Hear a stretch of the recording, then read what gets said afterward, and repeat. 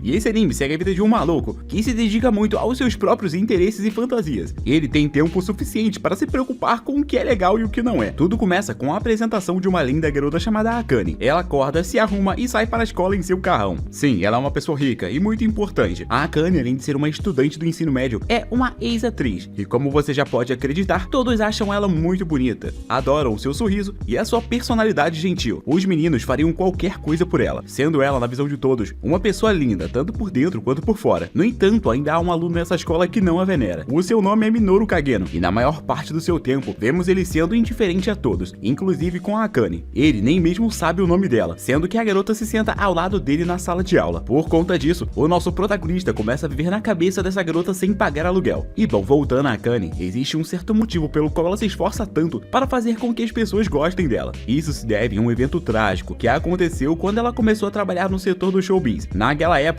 ela era apenas uma garota do ensino médio, e infelizmente um perseguidor a sequestrou e depois a levou para sua casa. Ele estava indo forçá-la a fazer certas coisas, mas felizmente ela foi salva. No entanto, isso mexeu muito com o psicológico dela, e ela acabou desenvolvendo uma falsa personalidade de garota perfeita para que todos gostem dela, seja um professor, um estudante ou qualquer outra pessoa. E o fato do nosso protagonista não demonstrar gostar dela a faz se sentir desconfortável e preocupada. Certo dia, por coincidência do destino, o motorista da Akane ainda não havia chegado para buscá-la, o que a deixa sem escolha a não ser andar a pé. O problema é que isso é uma péssima escolha, porque ela literalmente nunca andou sozinha desde aquele incidente no ensino médio. Além disso, o que ela não sabe é que o seu motorista foi espancado até a morte por alguns gangsters locais, e eles estavam esperando por ela. E é claro, quando ela entra numa rua vazia, eles usam um lenço para nocauteá-la e depois levá-la para um armazém vazio. Mas assim que a sua consciência estava se esvaindo, ela percebe uma pessoa parada ao longe. A pessoa é o Kageno e ele está sorrindo. A Akane então acorda em um armazém, assustada e confusa. Os bandidos querem o dinheiro dos seus pais, mas um deles tenta se envolver daquele jeitinho com ela. Isso faz com que a nossa garota tenha flashbacks extremos daquele incidente com o Stalker, o que a deixa completamente petrificada. Mas nesse exato momento, alguém invade o armazém pelo teto e se apresenta como o caçador de bandidos estiloso. Ele viola o rosto do homem na sua frente, e isso faz com que um outro cara entre em cena. E ao contrário do lixo que o nosso protagonista havia acabado de derrotar, o outro cara é muito forte. Ele é um ex-militar, e ainda mais do que isso, ele tem uma queda pela violência. O cara gosta de lutar, mas isso não era motivo nenhum para o nosso protagonista o temer. Na verdade, o nosso protagonista trata o seu inimigo tão mal que ele até mesmo cura o fetiche do homem na sua frente por violência, forçando o cara até mesmo a tentar usar uma arma, sendo que antes ele queria cair no soco. No entanto, o nosso protagonista não deixa fazer isso, e deforma completamente a estrutura do rosto do seu inimigo com seus famosos pés de cabra. Depois disso, a Akane finalmente fica sã e salva, e o nosso protagonista diz para tomar cuidado, e então se desculpa. Assim, tudo acaba bem, e o caso é abafado, pois os pais de Akane usaram o seu poder para encobrir tudo. E é claro que a Akane não se esqueceu do cara estiloso que a salvou, e ficou se perguntando quem ele é. E no dia seguinte, na escola, o Kageno a deixa sem palavras, ao finalmente se lembrar do nome dela. Agora, se fosse um anime de romance ou algo do tipo, seria um bom momento das conexões serem desenvolvidas e algo acontecer. Mas esse anime não se trata disso, pois isso na verdade é um isekai. Por isso, nosso protagonista acaba morrendo em uma morte típica de NPC, e todos se esquecem completamente da sua existência. E isso acaba sendo bom, porque agora ele finalmente partiu em seu caminho para a terra da fantasia no expresso do isekai. E esse é o ponto da história em que obtemos mais contexto sobre o Kageno. Veja bem, desde que o nosso protagonista se lembra, ele queria ser muito um herói. E sendo sincero com vocês, muitas crianças têm esse mesmo desejo. Mas com o passar do tempo, muitas dessas crianças perdem os seus sonhos. Afinal de contas, no nosso mundo não existe magia nem nada, é meio que impossível você ser um herói. No entanto, o Kageno continuou com esse sonho, e na escola mesmo, ele desempenhava um papel de personagem secundário. Mas durante a noite, ele era uma ameaça que percorria a cidade e aniquilava gangues uma após a outra. No entanto, isso era pouco para ele, e ele queria ir muito mais além. Por isso, ele se esforçou muito para aprender artes marciais e várias outras habilidades de sobrevivência. Graças a isso, ele conseguiu distribuir socos e porradas em várias pessoas. Mas esse, no fim, é o seu limite, pois ele sabe que nunca será capaz de lutar contra homens armados, e mesmo que ele consiga vencer, ele pode ser esmagado com uma bomba nuclear. Essa era a vida dele no planeta Terra, a vida de um humano comum. Mas ao ser morto por um caminhão, o Kageno se vê nos braços de uma dama nobre. Ele renasce em um mundo de fantasia, como filho de uma família nobre, chamado Cid Kageno. Após reencarnar, o tempo continua passando, e o Cid começa gradualmente a se acostumar com esse novo mundo. Agora, o nosso protagonista tem até mesmo uma irmã mais velha. O seu nome é Claire, e ao contrário dele, que faz questão de ficar longe dos holofotes, ela é elogiada por todas as suas boas habilidades e ética de trabalho. E isso é bastante satisfatório para o nosso protagonista, pois se ela chama toda a atenção, ele pode se ocultar do jeitinho que ele gosta e agir nas sombras. Sim, acredite ou não, mesmo agora estando em um mundo de fantasia, o nosso protagonista sai toda noite na sua rotina noturna para espancar bandidos. E durante essa rotina aí de caçar bandidos, ele acaba encontrando uma criatura muito feia e enjaulada. Ele chega à conclusão de que a criatura está sob alguma maldição. E interessado nisso, o nosso protagonista testa várias várias coisas e de fato consegue remover a maldição dessa desagradável criatura. E isso acabou dando uma satisfação garantida para ele. Afinal de contas, aquela bola de carne completamente sem forma se tratava de uma elfa loira muito fofa. No entanto, parece que ela está com um pouco de perda de memória. E o Cid vê isso como uma chance perfeita de fazer com que ela seja a sua subordinada. Ele começa a contar a ela a história de alguns heróis antigos que lutaram contra os demônios. Ele afirma que ela é descendente desses heróis. E agora os demônios estão atrás dela. E o nosso protagonista criou toda essa história para a convencer. E a história acabou sendo autêntica o suficiente para convencê-la. O nome da elfa é Alpha. E sem mais nem menos, os dois dão início a uma organização secreta chamada Shadow Garden. Juntos eles têm apenas um objetivo, que é impedir que o culto ao demônio ressuscite o rei demônio, o Diabolus. E o Cid estava gostando demais de toda essa história que ele criou. Assim, 3 anos se passam, e em um piscar de olhos, já estava na hora da brilhante irmã do Cid partir para a academia. E como por obra do destino, ela simplesmente desaparece. Ou melhor, acaba sendo sequestrada por alguém. Em decorrência a isso, a Alpha aparece. Ela recrutou mais algumas meninas nos últimos 3 anos e formou uma equipe especial chamada as Sete Sombras. Elas imediatamente iniciaram uma busca pela irmã do Cid, e também afirmaram que as pessoas do culto aos demônios foram aquelas que a sequestraram. Basicamente, o culto acredita que a Clary é, na verdade, uma descendente dos heróis. Então o plano deles é usar o corpo dela para reviver o grande rei demônio Diabolus. Tudo que a Alpha e os outros estão dizendo é a mais pura verdade, e por mais louco que possa parecer, aquela história que o Cid tirou da sua criatividade é na verdade real. Sim, o culto é real, e eles de fato estão tentando reviver o Diabolus, e sim, foram eles quem sequestraram a sua irmã. No entanto, o Cid acha que as garotas estão brincando com ele, e por isso ele continua jogando o mesmo jogo. Junto com elas, ele ataca o seu esconderijo. Todo esse tumulto permite que a Clary também escape, e assim ela o faz. Ela obviamente não tem ideia de que foi o seu irmão mais novo quem a salvou, mas pelo menos ela conseguiu voltar para casa. Depois disso, a Clary finalmente vai para a academia. O Cid também está animado para partir, mas ainda serão necessários 2 anos antes dele completar 15 anos e ter idade suficiente para entrar na academia de Midgar. Infelizmente, a Alpha então revela que ela e as meninas terão que sair, para que elas possam expandir suas operações. Afinal de contas, elas não acreditam que podem derrotar o culto se elas continuarem sendo apenas as Sete Sombras. Ao ouvir tudo isso, o nosso protagonista fica se perguntando se as meninas perceberam que tudo não passa de uma história inventada por ele, sendo que elas estão falando muito sério sobre isso e que tudo que ele disse é real. Isso faz pensar que elas agora estão usando a organização como desculpa para poderem se separar dele e finalmente atingirem sua liberdade. Seja como for, ele apenas se despede delas e as deseja boa sorte. Assim, o fluxo do tempo continua e o nosso protagonista finalmente atinge os 15 anos de idade, e agora ele pode finalmente entrar na academia. E o seu projeto de diversão atual é realizar o seu plano de desempenhar o papel de NPC. Por isso ele se certifica de procurar outros 2 caras que são basicamente os humanos mais comuns e fracassados para serem os seus amigos. Mas é aqui que as coisas mudam radicalmente. Como em todas as escolas, há sempre aquela garota popular que todos os rapazes têm uma queda, mas ela simplesmente leva a alma deles e os deixa permanentemente marcados como fracassados para sempre. Nesse caso, o nome dessa garota é Alexia, e ela é da família real. E agora acontece que se o nosso protagonista não se sair bem em um certo teste, os seus amigos vão o obrigar a convidar a Alexia para sair. Assim, ele será rejeitado da maneira mais cruel possível, na frente de todos. Na visão de uma pessoa comum,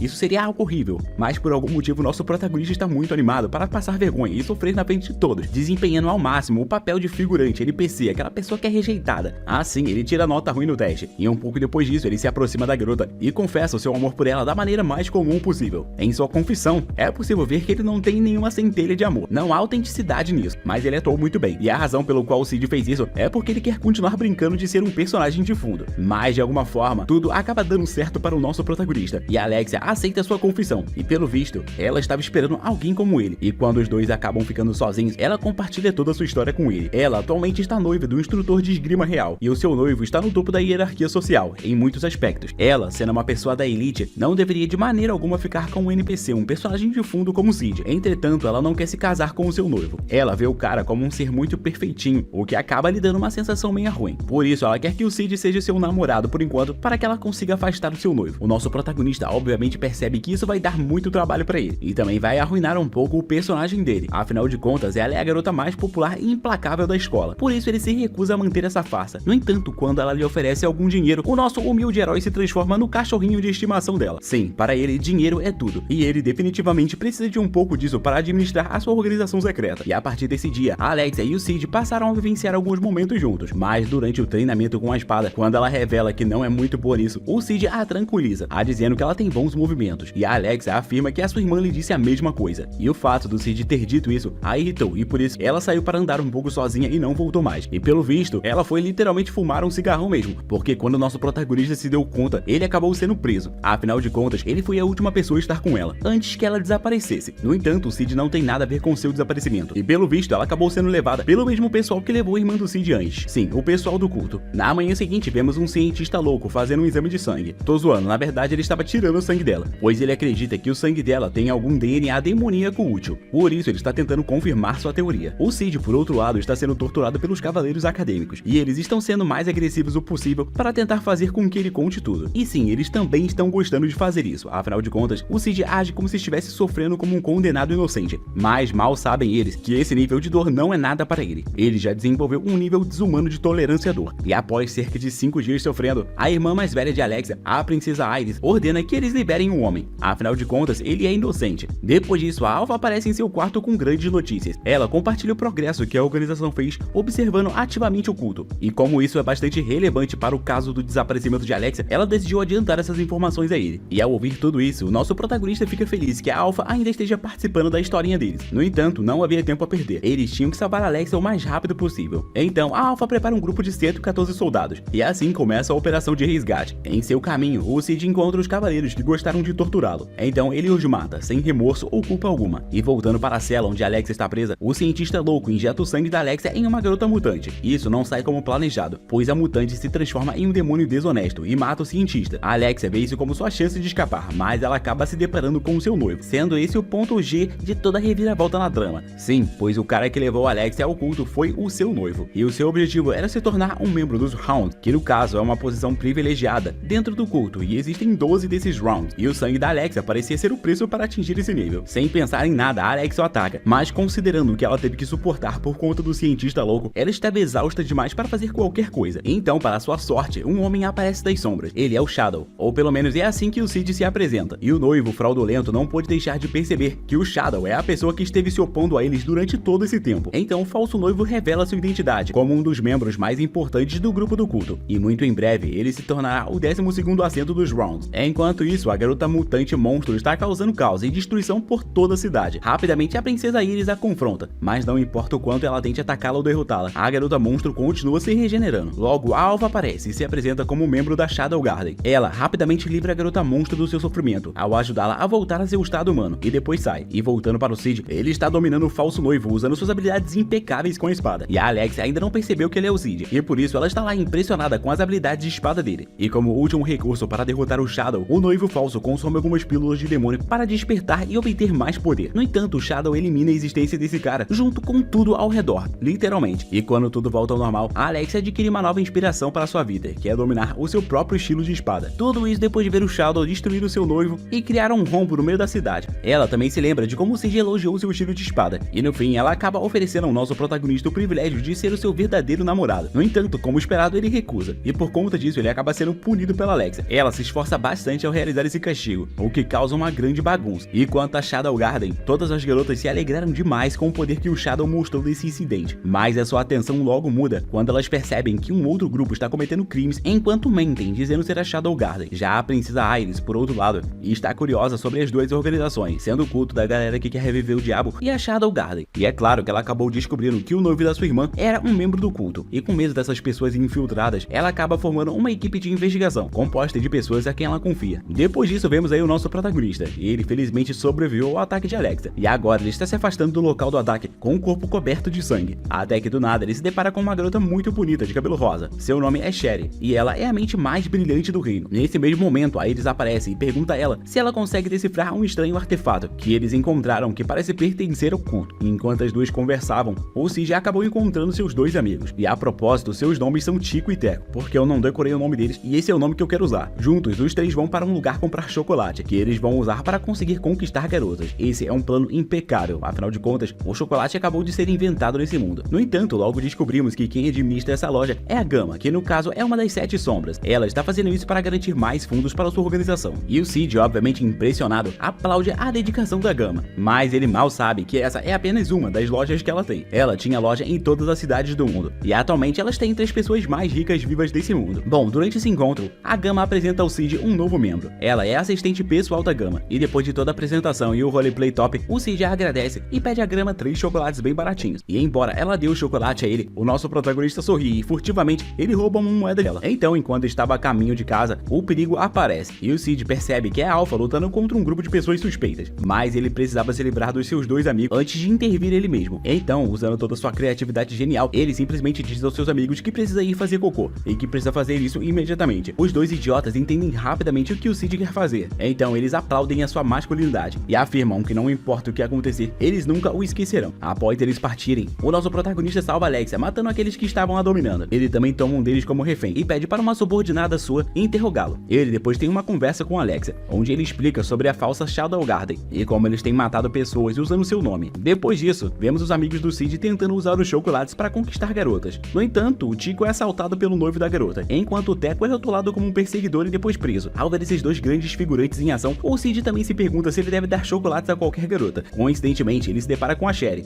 e casualmente dá o seu chocolate a ela. Depois que ele faz isso, descobrimos que o pai adotivo da Sherry é o vice-diretor, e ele dá a notícia à sua boba filha de que esses chocolates provavelmente são uma confissão de amor do Cid por ela, e que agora ela deve dar uma resposta ao garoto que deu o chocolate. Depois dessa cena, vemos o nosso protagonista recebendo certas informações. Basicamente, aquele cara que ele ordenou que fosse interrogado era um órfão que sofreu uma lavagem cerebral. Basicamente, o culto usa drogas e magia para transformar essas pessoas em soldados rasos, e existem vários desses soldados espalhados pela cidade. E agora, mudando um pouco o foco da história, o nosso protagonista começa a se animar para o torneio de espadas que está sendo realizado, e como seus amigos veem isso como uma oportunidade de impressionar as garotas. A subordinada, ouvindo tudo isso, interpreta tudo o que o Cid disse de uma maneira completamente errônea, e deduz que o nosso protagonista vai lidar com as outras pessoas aí do culto que estão soltas pela cidade. Então, quando o festival de luta de espadas estava para acontecer, o Cid acaba lutando contra a princesa Rose, que no caso é a presidente do conselho estudantil. Para deixar tudo ainda mais divertido e passar ainda mais vergonha, ele decide lutar e não se entregar, e para atingir esse objetivo, ele precisa fingir se machucar várias vezes, até que finalmente o árbitro declare a sua derrota. Ele faz isso, e na visão da princesa, ela acaba o enxergando como uma pessoa que nunca desiste de realizar os seus objetivos, e isso faz ela considerar o Cid uma pessoa especial. Depois disso, vemos a Sherry, e ela está pensando demais no chocolate que ela recebeu ultimamente. Então ela diz ao nosso protagonista que eles deveriam começar sendo apenas amigos, sendo que o nosso protagonista, infelizmente, não se lembra nem mesmo do nome dela. Em seguida, ela também pergunta a Alexia sobre isso, perguntando aí qual tipo de relacionamento ela tem com o Cid, e a Alexia afirma que o relacionamento deles era falso, e ela também diz que quando ela convidou para se tornar o namorado dela, ele a recusou friamente. Ao ouvir isso, a Sherry se alegra. Já a Alexia fica um pouco chateada em ver uma outra garota demonstrando tanto interesse em alguém que a recusou tem 5 dias. Um tempo depois, quando o nosso protagonista aparece novamente na escola, a princesa Rose Oriana lhe diz sobre a vaga no conselho estudantil. No entanto, a atenção do nosso protagonista é completamente desviada quando alguém coloca uma barreira ao redor de toda a escola, e pelo visto, ele foi o único que percebeu essa barreira, e rapidamente ele percebe que não pode usar mais magia. Então alguns homens mal intencionados aparecem na academia e afirmam que são da Shadow Garden, e declaram que todos eles são seus reféns. A princesa Rose tenta detê-los, mas como ela não conseguiu usar magia, ela não teve a menor chance. Agora, sua espada está quebrada, e ela acabou ficando ferida ao ponto de ficar próxima da morte. Mas pouco antes de darem o golpe final, o Cid entra em cena e recebe o ataque por ela, ficando envolto de sangue. Ele cai no chão, enquanto pensava que salvar uma garota que luta contra terroristas é algo muito legal e heróico. Mas a Rose, sendo uma doce donzela, tem a impressão de que ele se sacrificou porque ele a ama. Mas na visão dela, agora ele está morto, e não há mais nada que ela possa fazer. Nisso, os outros alunos vão para o auditório, e quando ninguém está olhando, o Cid reinicia o seu coração usando magia. Depois disso, vemos um soldado aí no qual a Nu estava falando para o nosso protagonista. Ele invade o quarto da Sherry e tenta remover a relíquia dela, mas felizmente os cavaleiros carmesins da princesa Iris ajudam a Sherry. O nosso protagonista, por outro lado, está se divertindo ao matar todos esses impostores. No meio do caminho, ele também acaba protegendo a Sherry, e ela então observa e comenta sobre a relíquia que está criando essa barreira. Ela explica que o que está fazendo isso é o olho da avareza, e esse item continuará absorvendo a magia, até ele explodir e levar todos com ele. Felizmente, a relíquia que a Sherry foi convidada a pesquisar é a unidade de controle do olho, então ela começa a tentar fazer algo a respeito, e o Cid também ajuda a conseguir o que ela precisa. Em seguida, vemos o tal do Cavaleiro Poderoso conversando com o mentor de todo esse ataque. O homem chamado Rex menciona que os seus homens estão sendo mortos igual bosta, e por isso o Gardow se pergunta se a Shadow Garden está atrás deles, e o objetivo do House, como todos os inimigos, é evoluir o seu nível dentro do culto. No entanto, o nosso protagonista rapidamente mata o Rex, e aquela garota lá da Shadow Garden também está por perto, e adivinhe, apenas um dos Cavaleiros Carmesins sobrevive, e o sobrevivente acaba sendo o ex dela. Nesse momento, ela acaba sendo atingida por um caminhão de emoções, e fica se perguntando se já não é a hora de matar o cara e seguir em frente, mas ela acaba sendo obrigada a seguir as ordens do Cid e não fazer nada até que a Sherry tenha descoberto todo o enigma. Então a Nu para e deixa o cara viver, e finalmente a Sherry termina de usar a relíquia de controle. Ela retira a barreira, o que significa que agora eles estão livres para usar magia o quanto quiserem. Então o Cid assume seu disfarce como Shadow e diz às suas garotas para massacrar os terroristas. Elas são implacáveis, derrotando cada um deles, e a princesa Iris ainda acredita que o pessoal da Shadow Garden ainda são os seus verdadeiros inimigos. E agora, prepare-se para outra reviravolta na trama, porque o líder da falsa Shadow Garden e o mentor por trás desse ataque à academia não é outro senão o pai adotivo da Sherry e vice-diretor, e o nome de Godric Knight é apenas um pseudônimo, e o seu nome verdadeiro é obviamente Ruslan. O nosso protagonista o encontra queimando toda a pesquisa de Sherry, e rapidamente vemos o Ruslan contando ao Cid sobre a sua história. Ele diz que costumava ser um mestre espadachim que se mostrava muito promissor, mas uma doença o enfraqueceu. Desde então ele depositou sua fé nesse olho. Ele viu isso como a única maneira de recuperar sua saúde, e esse até mesmo é um dos motivos pelo qual ele matou a mãe da Sherry, que estava basicamente pesquisando o olho. Mas o homem a matou quando ela não quis continuar a pesquisa, e em seguida transformou a sua própria filha em um peão para que a pesquisa dele pudesse continuar. No entanto, agora tudo está em ordem, pois a Sherry combinou os olhos e a pesquisa pôde continuar. E agora, com a relíquia, o Ruslan é capaz de usá-la para recuperar o que havia perdido. Mas, sendo sincero, o nosso protagonista não se importa com isso, pois ele ainda é um espadachim muito superior. Durante a luta, rapidamente, o Ruslan percebe que esse é o seu fim. Então ele se vangloria de como ele conseguiu denigrir o nome da Shadow Garden, mas o nosso protagonista simplesmente o mata, dizendo que não está nem aí. Nisso, a Sherry aparece e começa a chorar porque o seu pai foi brutalmente assassinado. E o nosso protagonista sabe que ser um anti-herói significa proteger as pessoas da verdade, e por isso ele opta não dizer nada à pobre garota sobre o pai dela, conquistando assim o profundo ódio dela por ele. E depois de todos esses acontecimentos, o nosso protagonista acaba sendo procurado por assassinato em massa, incêndio criminoso, sequestro e roubo. Ele é o inimigo número 1 do reino, e ele aceita tudo isso de boas. Um pouco mais tarde, vemos a Gama dizendo a Alpha que está totalmente disposta a assumir o remorso das massas. A Alpha admira sua determinação e percebe que eles precisam decidir novamente sua abordagem. Quanto a Sherry, ela se despede do Cid e vai para o exterior para estudar alguma coisa. E quando o Cid pergunta sobre o que ela vai estudar, ela responde que é um segredo. E bom, isso dá ao Cid algumas vibrações ruins. A seguir temos uma viagem para uma cidade aí com o nome de lugar de mundo de fantasia. E o Cid é convidado por Alpha para visitar essa cidade sagrada. E a Alexia e a sua irmã Iris também pretendem visitar o local. E para se prepararem, elas vão a algumas lojas, onde a Alexia compra um determinado tipo de roupa íntima com a intenção de seduzir um determinado homem. E de qualquer forma, sobre a suposta morte de Cid na frente de todos, ele fingiu ter sobrevivido milagrosamente. E bom, a Rose está feliz pelo fato do Cid ainda estar vivo, e agora ela quer ser sua amante também. Ela ainda está sob a impressão de que ele a salvou porque ele estava muito apaixonado por ela, e por isso ela acaba se juntando ao Cid na cidade para o passeio. Durante a sua pequena viagem secreta, a Rose explica o que o nosso protagonista terá que fazer para conquistá-la, e comenta sobre a aprovação do pai dela para o casamento, mas o Cid, de alguma forma, conclui que ela está tentando convencê-lo a participar de uma religião local. Depois disso, o Cid se depara com a Beta. Ela estava usando a sua personagem alternativa como uma autora chamada Natsumi. Ela basicamente publicou as histórias que o Cid compartilhou com ela, e todas as histórias se tornaram muito bem sucedidas. E estamos falando de Harry Potter, Cinderela, Naruto, o anime do pirata que estiga e Dragon Ball Z. E logo em seguida, o nosso protagonista começa a se empolgar quando a Beta lhe passa um resumo da missão que está codificada em uma linguagem antiga, e ele ainda tem a impressão de que tudo isso é apenas um jogo de interpretação. Já a Rose está um pouco confusa. Ela se pergunta se o Cid é obcecada por coisas como história e idiomas. Enquanto isso, um cultista invade a igreja de Beatrix e mata o arcebispo. E logo em seguida, a Epsilon chega lá e mata um dos criminosos, mas o próprio assassino escapa. Depois disso, o Cid diz a todos que ele será movido pela sua própria vontade. E logo em seguida, ocorre aí o famoso julgamento de Beatrix. E pelo visto, ninguém é digno o suficiente para que o espírito de um herói se manifeste e venha duelar com a pessoa. Esse evento, que era para ser muito top, está parecendo muito desinteressante no fim das contas. Mas do nada, o Cid é anunciado como o próximo desafiante. E pelo visto, a Rose o registrou nesse evento para ela mostrar ao pai dela que esse homem é realmente digno de ser o seu marido. O Cid não queria revelar nada para as massas, e com todo o poder que ele tem, é óbvio que alguma coisa iria aparecer. Então, em vez de usar sua identidade real, ele invade o evento disfarçado de Shadow, e pela primeira vez, um espírito de fato se manifesta para desafiá-lo. E para a surpresa de todos, quem aparece é a Aurora, a bruxa mais forte da história. O arcebispo interino, Nels, comenta que o Shadow não tem sorte, e que ele não vai conseguir enfrentá-la, considerando o fato de que certa vez ela já mergulhou o mundo no caos. Mas a Alexia vê a situação de forma diferente. Ela deduz que se a presença do Shadow foi o suficiente para manifestar a Aurora, então ele pode muito bem ser o homem mais forte do planeta nesse momento. Sem falar que a Aurora não era um desafio para ele. Ele a derrota casualmente e deixa todos desapontados. E as garotas da Shadow Garden ficam mais uma vez impressionadas com seu líder. Além disso, devido ao poder do Shadow, a barreira ao redor do evento se desfaz e uma magia de porta aparece na arena. O Shadow tenta ignorar a porta, mas quando ela começa a segui-lo, ele se arrisca e entra na arena. No entanto, assim que ele foge, uma outra porta se abre na arena. Isso faz com que o Nelson tenha pesadelos, e ele pede aos guardas que evacuem todo mundo. Mas então as meninas da Shadow Garden aparecem e dizem a Alex e a Rose para não tentarem nada de engraçada, como entrarem no portão. Rapidamente a Epsilon captura o Nelson e entra também. Nesse momento, a Alex e a Rose também as acompanham e caem bem na frente da Alpha e dos outros. E a Alex afirma que ela acidentalmente tropeçou e caiu no portão, e a Alpha não diz nada a ela. Ela simplesmente começa a contar a história. Ela explica que é aqui que o herói Oliver cortou o braço esquerdo do Diablos há 1000 anos atrás, e ela é descendente desse herói. O Cid, por outro lado, se depara com a Aurora, e parece que ela ficou presa aqui por um bom tempo. Sendo mais preciso, ela está presa nesse lugar há mais de 1000 anos. E quando Cid a liberta do confinamento, ela afirma que esse santuário é uma prisão que serve de depósito para as memórias dos outros heróis do passado. E é aqui que as coisas ficam um pouco caóticas, pois eles acabam destruindo o santuário. E agora, a Aurora e as outras lendas perderam suas memórias. Mas o que há de tão bom nessas memórias, essa é a questão. Todos aqueles que estavam ali começam a ter uma perspectiva do que estava acontecendo ao longo dos séculos. Eles viram como o culto usou esse santuário para fazer experimentos com meninas órfãs, usando o sangue de diabos. A maioria dessas garotas morreu, mas algumas se transformaram em heróis, como Oliver. Isso também se correlaciona com várias pílulas demoníacas que vimos em momentos anteriores da história. Elas foram formadas usando o braço do diabo, que geralmente produz essas pílulas uma vez por ano. Ele também cospe para fora partes do seu corpo que são capazes de conceder imortalidade aos líderes do culto, também conhecidos aí como os 12 Rounds. Agora o Nelson, que está se passando por um arcebispo substituto, acabou sendo a pessoa que criou essas contas há 1000 anos atrás. E como todo o segredo foi revelado, ele entra no seu modo de combate, iniciando um multiverso de memórias e começa a lutar contra todos simultaneamente usando cópias de si mesmo. No entanto, o Nelson não era o suficiente para detê-lo. Tudo isso porque todas as meninas da Shadow Garden eram órfãs que foram submetidas a experimentos perdendo sua humanidade. Mas o Cid as curou desses efeitos colaterais e elas ainda tinham sua força. E você pode ter toda a certeza que elas vão usar tudo isso contra o Nelson. O Cid e a Aurora, por outro lado, atingiram um âmago desse santuário. Tudo isso enquanto a Delta mostra que ela é forte o suficiente para matar centenas de Nelson sem nem mesmo usar magia. Voltando ao núcleo do santuário, ele está selado e o selo só pode ser quebrado usando uma espada mágica que também estava lá. E o problema é que você precisa ser um descendente do herói para retirá-la, o que o Cid obviamente não está fazendo. As Shadow Girls, por outro lado, se teletransportam do santuário junto com Alex e a Rose. E parece que a Epsilon descobriu como tudo aconteceu depois de passar pela pesquisa do culto. E agora o Nelson está confuso, especialmente porque ele tinha acabado de convocar a Oliver para lutar por ele. Então ele volta sua atenção para o Cid e faz a Oliver lutar contra ele. Em vez disso, o Cid fica mais uma vez desapontado, porque a pessoa com quem ele estava lutando não era realmente Oliver, mas uma imitação sem alma desse herói. Nesse momento, a Aurora comenta que o protegerá como agradecimento por toda a diversão que ela teve recentemente, mas isso só aumenta a decepção de Cid, porque para começar, é impossível para ele perder. Ele relaxa e deixa a Oliver penetrar aí o seu corpo, se certificando de não a deixar atingir os seus órgãos primários. E agora que a Oliver estava a curta distância, ele a matou usando sua mandíbula, mas o Cid ainda não havia terminado. Ele descobriu um dos segredos do santuário, como absorver magia, e sim, o motivo pelo qual ele teve alguns problemas com a Oliver foi porque ele não podia usar magia, mas ao concentrar sua magia em seu olho, ele pôde usá-la novamente. Feito isso, Cid simplesmente usou a sua magia para soltar uma bomba atômica, que reduz o Nelson em todo o santuário a nada. Foi tudo reduzido a átomos, e nos momentos finais, a Aurora o beija, e expressa sua esperança de que um dia, ele conheça a verdadeira Aurora, e não apenas uma de suas lembranças. Após esses eventos, a Alex e a Rose estão mais confusas do que nunca. Elas chegaram à conclusão de que vão precisar da sua própria organização para poder enfrentar tanto o culto quanto a Shadow Garden, e o único problema delas é que a Natsumi está com ela. E um lembrete amigável aí para todos vocês é que ela, na verdade, é a Beta, disfarçada de autora famosa e inteligente. E como ela foi convidada para participar desse grupo, ela apenas concordou, sendo algo muito inteligente da parte dela, pois agora ela pode sempre espioná-los. De qualquer forma, agora estamos prontos para uma outra reviravolta na trama. Enquanto a Alpha vasculhava aí os arquivos do santuário, ela descobre que a verdadeira identidade do demônio Diablos não é outra, senão a Aurora. Depois disso, vemos que a Shadow Garden acabou comprando praticamente uma cidade inteira, sob o pretexto de abrir um shopping, mas o objetivo real é obter acesso ao petróleo de toda a cidade, sendo isso algo muito americano da parte deles. Já Alexia e a sua irmã